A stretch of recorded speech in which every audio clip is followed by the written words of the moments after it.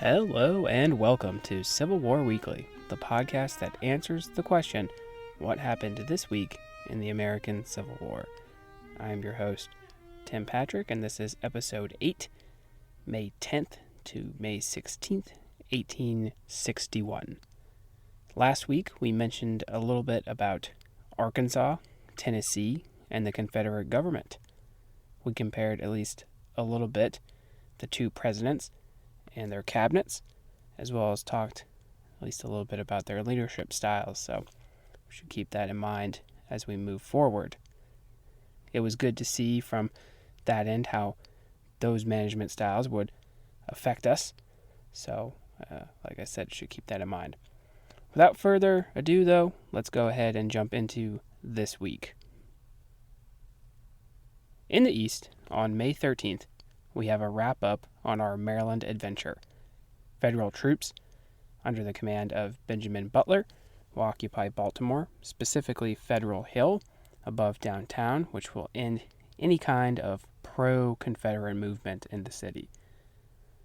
After the Baltimore riots we spoke of that saw casualties among both rioters and the 6th Massachusetts as it moved through the city, Mayor George Brown would continue to contact President Lincoln and state that he did not wish for any federal troops to pass through Baltimore. And he would even go as far as to burn railroad bridges north of the city. So any volunteers that are, desperately needed in Washington would not be able to get there.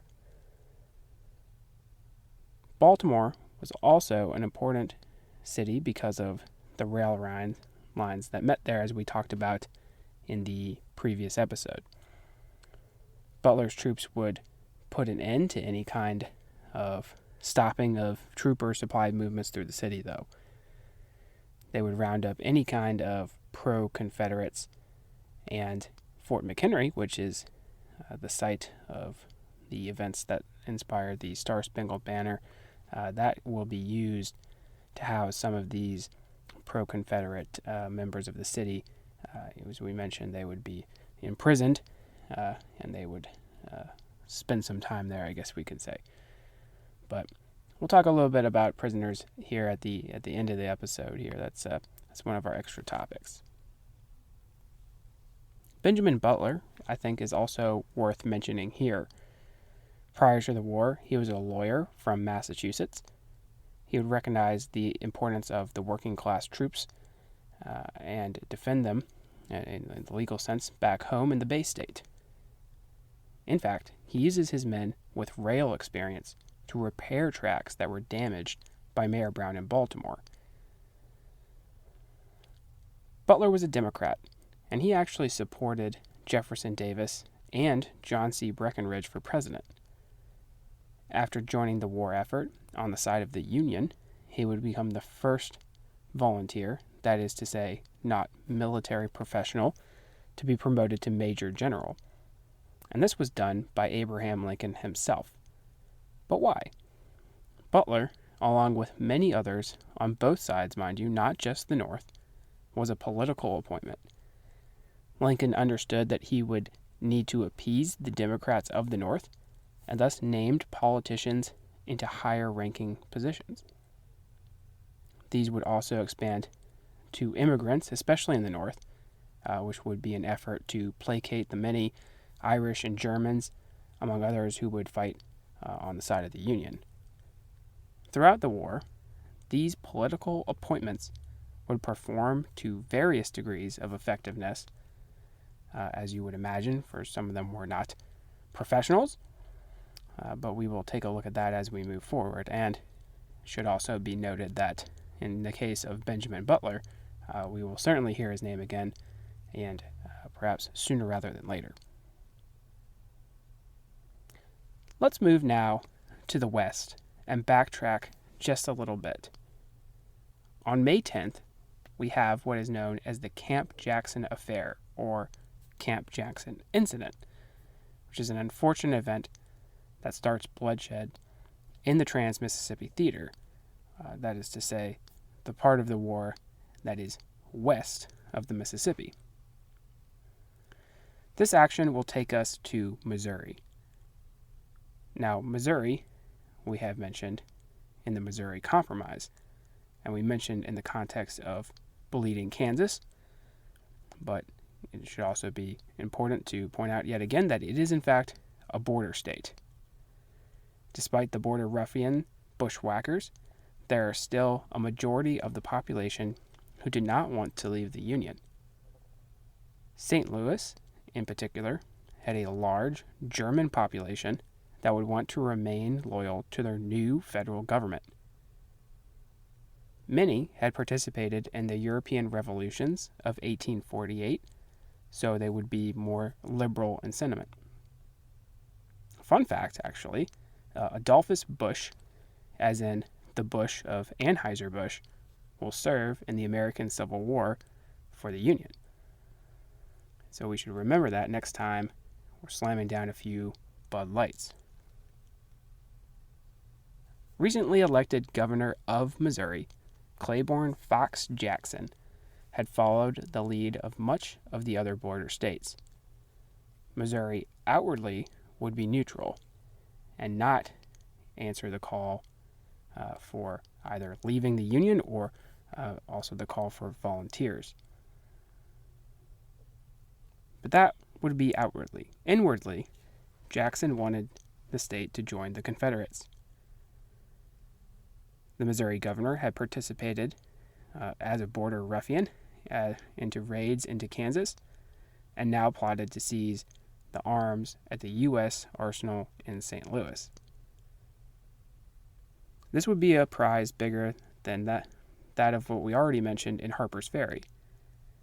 Remember, most of the forces prior to the war are stationed in the West, and St. Louis was the gateway to the West. Senator Francis Blair caught wind of the plot and relieved the commander, who would turn the arsenal over to the state militia. A young captain by the name of Nathaniel Lyon would take over, sending the arms to nearby Illinois. Missouri militia units would form at Camp Jackson under General Daniel Frost. Just as a proper introduction to Nathaniel Lyon, we have actually sort of met him before in our story, although he was not specifically mentioned. It was he who had supposedly been working with James Montgomery, the Free Soiler, when Montgomery was evading capture by federal forces in the Bleeding Kansas incidents. And if not working with, I would say that at the very least, Nathaniel Lyon was not really attempting to catch Montgomery, so not trying as hard as he probably should have. Lyon was born in 1818 in Connecticut and attended West Point before serving in the Seminole and Mexican-American War. He would continue to serve in California, being involved in questionable actions against Native American tribes there, which included a massacre of women and children. Total destruction of the enemy would be something that Nathaniel Lyon would certainly see as a goal in war, and we'll see that moving forward as well. There are different opinions I've seen surrounding Lyon. Some that he was mentally unstable and that he was sadistic, having a certain penchant for harsh and painful punishments. After California, he was then assigned to Kansas, where he was stationed before taking command at the arsenal there in St. Louis. Lyon would be assisted by the already mentioned Francis Preston Blair, brother of Montgomery Blair, which is Lincoln's first postmaster general. Blair was a Republican who helped to organize the Wide Awakes in St. Louis. Although against slavery, he was a supporter of relocating blacks to a new colony elsewhere. That did not stop him from efforts to arm the Wide Awakes with Sharps rifles. He would go on to serve as a general in the Vicksburg campaign, and he plays a crucial part in helping to organize the volunteers that would come under the command of Lyon. It should also be noted, though, that technically the creation of these regiments is in fact illegal given the circumstances. Regardless, Lincoln approved of the aggressive nature of Lyon and would sort of turn a blind eye. Their opposition on the Confederate side was one General Daniel Frost, another interesting figure. Frost had been born in New York and attended West Point, and during the war with Mexico, he would be brevetted for gallantry at the Battle of Cerro Gordo. After the Camp Jackson incident, he would also bounce around a little bit on the staffs of other Confederate generals before fleeing to Canada before the war's end, and in doing so, he did not officially resign his commission, so sort of quit without notice there and just went to Canada. Lyon would lead 7,000 volunteers, mostly made up of Germans from St. Louis, and 2 companies of U.S. regulars to capture Camp Jackson. Facing such a large force, Frost would be forced to surrender, having only approximately 700 or so men under his command. In a more famous incident in regards to the Camp Jackson affair, supposedly Lyon disguised himself as a woman and went into the camp to sort of gain intelligence on the number of Confederates. So that is another story that does surround this event. The Confederates that were captured were then marched back toward the arsenal.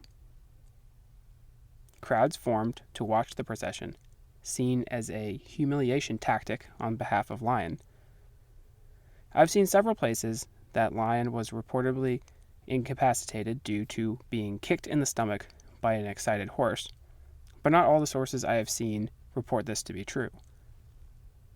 In an interesting parallel to Baltimore, if you remember, we talked about the riots recently, the civilian onlookers became agitated, throwing first insults, but then projectiles, rocks. And it is unclear exactly what happened, but the crowds began to throw these objects, which was obviously not cool for the Union forces, which caused some return fire in a brief period of very bloody and chaos. In some accounts, it is a drunkard that fires a pistol at a Union officer that started the conflict. Most of the volunteers, we should point out, were green and excitable, so they were itching to go ahead and discharge some weapons.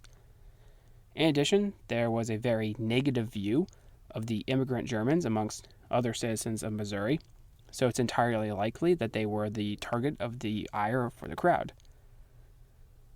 Some may also not have been agreeable to the power being exerted by the federal government, obviously a common theme that we have seen so far. By the end of the action, 27 civilians, 2 Federals, 3 Confederates, and many other wounded amongst all 3 of those were the casualties. Frost and his men were detained before being paroled shortly thereafter. I know we are relatively early on our journey through the Civil War, and that there are a lot of topics to cover as we continue deeper down the road. I think that this is a good time to talk about prisoners of war. Now, you may be thinking to yourself, we really haven't had any large-scale battles yet. And you would be right, we certainly have not. But I think it is important to know exactly what happens should you be captured by the enemy.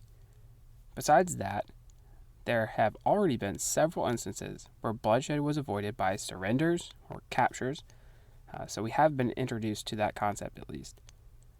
There might be many reasons to surrender or be captured during the war. A position may be untenable. You could be trapped in a fort or in a position where escape is futile. You could be wounded and left on the battlefield. You could even not want to fight anymore, especially if you have been conscripted to fight, something that we will cover later down the road in a later episode. Going back to, say, ancient and medieval times, high-profile prisoners could be ransomed or exchanged. Unfortunately, Not so much for the common soldier back in the day, who had little value. It's just another mouth to feed. So often in those medieval and ancient battles, they were unfortunately expendable. But fortunately, by the 1800s, there would be a more genteel approach to warfare for the most part. When a losing side surrenders, the victor is bound by honor to accept the surrender, unlike, as we talked about in those ancient times. Originally, Abraham Lincoln wished to consider captured Confederate raiders, that is to say, Confederate privateers, as traitors or pirates.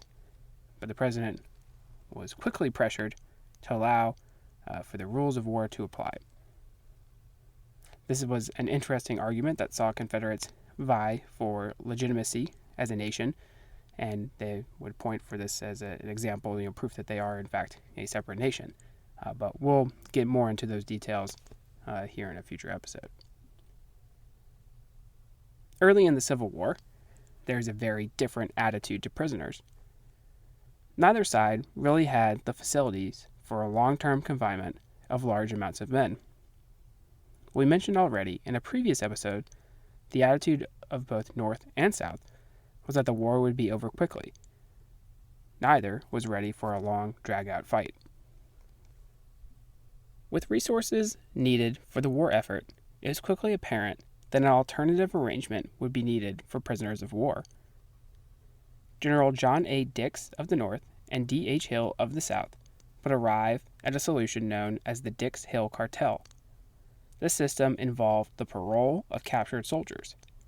We have already mentioned this term, parole, and while yes, it does have modern connotations, in this sense, it is referring to an agreement between a prisoner and a captor where the prisoner is released with the agreement that they will not bear arms against the capturing side. If you have seen Last of the Mohicans, which I definitely recommend it, it's a very classic book, classic movie. They depict the surrender of Fort William Henry. This is an example of a parole. They're allowed to, it doesn't really work out for them. Sorry, spoiler alert there, but they're allowed to leave and just go home and don't fight anymore. In the American Civil War, soldiers were paroled so that the victors did not have to provide care for the captured men. Only when informed of exchange could they fight against the enemy again. Now, in our modern mind, we are probably like, why not just lie? Well, it was a different time and a different mindset. Soldiers were very serious about their paroles. Exchanges, as you can imagine, would be trading like for like, as in one lieutenant for one lieutenant, or 10 privates for 10 privates. Now, it should also be pointed out that there were certainly those who did violate parole, and in fact, later in the war, Ulysses S. Grant is a bit peeved that some of the soldiers he is fighting against in the Vicksburg campaign were paroled from previous actions against him, so they weren't really supposed to be fighting again, so he is a little bit upset about that. And speaking of that exchange system, it will last until 1863, when the Confederate States announced they would not continue the system for black troops. This was an impasse that ended paroles and exchanges altogether. Thus, we see many of the prisons we have mentioned below become crowded or even are created later in the war. The Confederates would feel the brunt of this. Their lack of manpower when compared to the North made every prisoner or casualty that much more important. It also made any prisoner that you're taking on that much more important because you are having to scramble in terms of resources for the folks that are actually fighting for you. There were different types of prisons on both sides. Fortifications is another topic which I wish to cover more in depth later, but by 1861, there were outdated forts that were still made of substances like brick that were no longer effective in stopping the modern artillery of the day. These forts could be repurposed to confine prisoners. Fort Pulaski in Savannah or Castle Pinckney in Charleston are great examples. A star fortification known as Fort Wood was used for Confederate prisoners in New York. Fort Wood would become the base of the Statue of Liberty. So you actually see that structure, or at least the outline of that structure, when you look at pictures of the Statue of Liberty. Warehouses could also be converted to prisons, such as Libby Prison in Richmond. You could use islands like Belle Isle in Richmond as well. If there were no structures, tents surrounded by a stockade could be used to house prisoners, such as in Andersonville. We see a wide variety of types of prisons, but can sort of shorten that and say, as long as the location was defendable and would allow for easy transportation of men and supplies, then it was a good location for a prisoner of war camp. Life in these camps during the Civil War was tough for both Union and Confederate soldiers. No matter where you look, there are terrible accounts of places such as Andersonville for Union troops, or the barracks at Elmira, New York, for Confederates. The question, of course, is why? Well, as we already mentioned, just because we are now having to support more prisoners does not mean all of a sudden we will be shifting more resources to them now. The war effort would certainly come first. Next, we see overcrowding. Many of these places we have mentioned were well above their capacity. Overcrowding and a lack of nutrition would lead to disease. A lack of vitamin C would lead to bouts of scurvy. The filth would lead to pests like lice and fleas among the men. Typhoid, dysentery, and smallpox were common. It should be noted that this is also the case in long-term encampments. So not just in the situation of prisoners. Disease kills more men than the battlefield will during the war. Bad sanitation in many of these locations also leads to the large numbers of dead. The U.S. Sanitary Commission, when inspecting Camp Douglas in Illinois, would claim that nothing but fire could cleanse the place.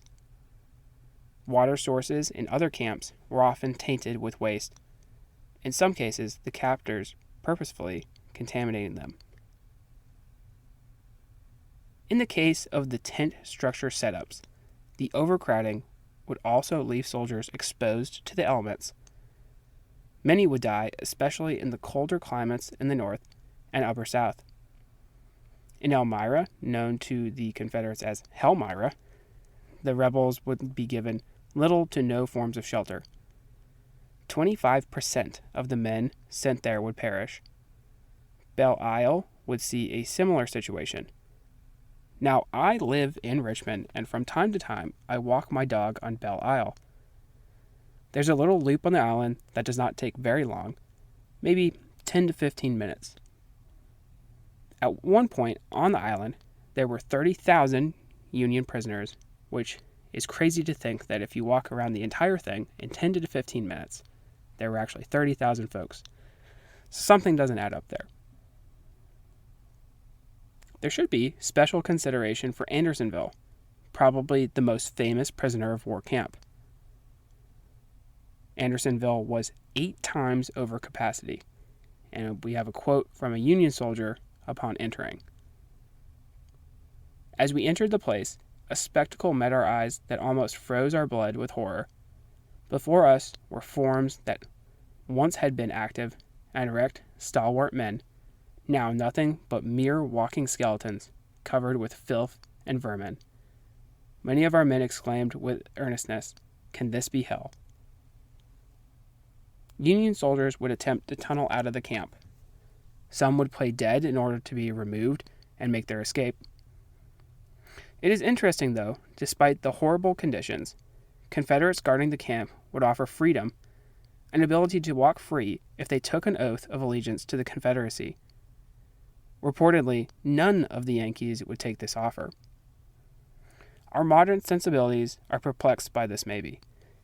By the end of the war, 13,000 men would die at Andersonville. Many more would die after relocating to other camps, such as Florence Stockade in South Carolina. Captain Henry Wirtz, the commander at Andersonville, would be tried in 1865 for his involvement and found guilty. On the scaffold in Washington, D.C., he reportedly told the officer of his detail, "I know what my orders are, Major. I am being hanged for obeying them." Most of what we are talking about with these harsh conditions will occur later in the war, as we mentioned. It will surprise you to know that the infamous Andersonville was only open for 14 months. By the end of the war, 400,000 men would be imprisoned on both sides, scattered across 150 different prison locations. We should also point out that the experience varied. On some occasions, men were treated better, especially officers. Wealthy Southerners could pay for hotel rooms in Chicago rather than stay at the disease-infested Camp Douglas, known as the Andersonville of the North. Guards could vary in their attitudes toward the prisoners. Not all were sadistic. Civilians often attempted to aid the men in these terrible conditions. We talked about, in our spy episode, Elizabeth Van Loo's involvement in nursing Union prisoners at Libby. I know it's sort of a bummer, but this is actually a pretty good place to leave it. Like I mentioned, we have a little bit of time before these prisoner of war camps become crowded, but I felt that given the Camp Jackson affair, already having been talked a good deal about prisoners, this was a good time to bring this up. We have some events next week to go over, and I will be adding in a discussion of one of my favorite unit types of the war, SWAVs. So, I'm certainly excited. You should be too for next week. If you like what you hear, please make sure to leave a review. Once again, feedback is appreciated. The email is cwweeklypod@gmail.com. Any questions, comments, concerns, etc.